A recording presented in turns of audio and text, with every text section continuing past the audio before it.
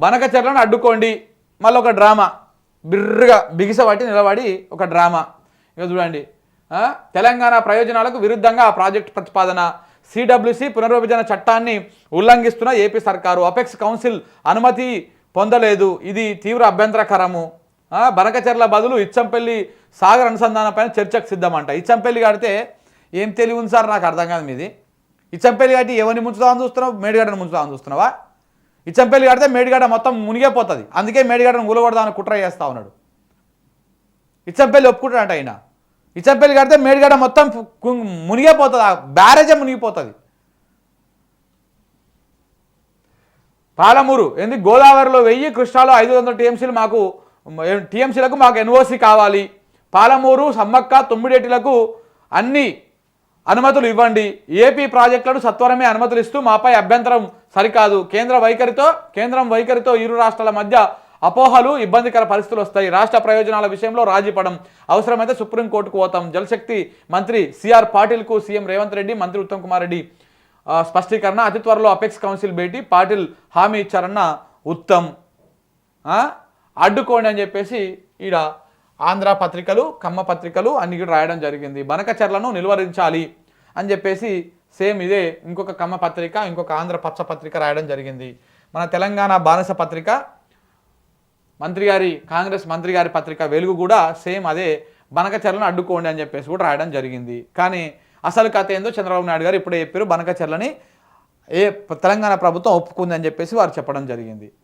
ఇది అసలు వాస్తవం. ఇక బనకచెర్లపై కేంద్రం దగ్గర కూర్చొని మాట్లాడుకుందాం. గోదావరిలో కావాల్సిన నీళ్లు ఎవరి శక్తి మేరకు వాళ్ళు తీసుకోవచ్చు. ఎందుకు కేసీఆర్ ఉన్నప్పుడు గోదావరి నది మీద చంద్రబాబు నాయుడు ఇంతగానో మాట్లాడలే?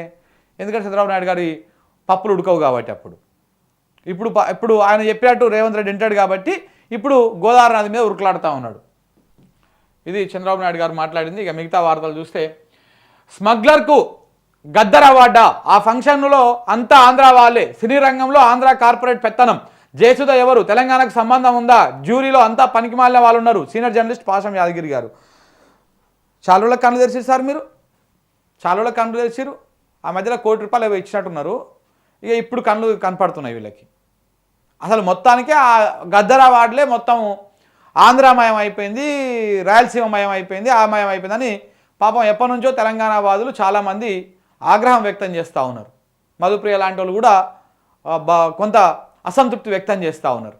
ఇవన్నీ చేస్తూ ఉంటే ఇన్ని రోజులు సైలెంట్గా ఉండి ఇప్పుడు మాట్లాడుతూ ఉన్నాడు సార్వాడు. సరే ఎప్పటికైనా మాట్లాడారు, సంతోషం. అంతా ఆంధ్రలో ఉన్నారల్లా ఆ ఫంక్షన్లో స్మగ్లర్లకు గద్దర్ అవార్డు ఇస్తారా అని చెప్పేసి నిన్న పాషం యాదగిరి గారు మాట్లాడడం జరిగింది. ఇక బనకచెర్ల పైన రేవంత్ డబుల్ గేమ్ ఆడుతున్నారు. రాష్ట్ర ప్రయోజనాలను కాంగ్రెస్ తాకట్టు పెడుతున్నది. తెలంగాణ పోరాటమే నీళ్ల కోసం జరిగింది, ఖచ్చితంగా బనకచెర్లను అడ్డుకుంటామని చెప్పేసి రేవంత్ రెడ్డి ఎందుకు అనడం లేదు? ఎందుకంటాడు ఈయన అంటే భయం అవుతుంది ఆయనకి అని చెప్పేసి నిన్న నీళ్ళ నిరంజన్ రెడ్డి గారు ప్రెస్ మీట్ పెట్టి మాట్లాడడం జరిగింది. ఇక జూబ్లీ హిల్స్ నుంచి నేనే పోటీ చేసేది, నువ్వే చెయ్యి, ఎవరిదన్నారు? ఓడిపోయే సీటు ఎవరు పోటీ చేస్తే ఉంది? కాంగ్రెస్ నుంచి. కాంగ్రెస్కి మళ్ళీ నోటు వేస్తాడా? ఈ తెలంగాణలో బుద్ధునోడు ఎవ్వడయ్యాడు. బనకచెర్ల దేవాదుల ఏ బేసిన్లో ఉందో తెలియదని చెప్పేసి నా పెద్ద రెడ్డి మాట్లాడింది. బనకచెర్ల ప్రాజెక్టుకు అనుమతి ఇవ్వద్దని చెప్పేసి ఉత్తమ్ కుమార్ రెడ్డి సిఆర్ పాటిల్ని కలిసిన తర్వాత బయటకు వచ్చి మీడియాతో మాట్లాడింది. రాష్ట్రంలో మళ్ళీ వానలు వచ్చేటువంటి అవకాశం ఉందని మరొక వార్త.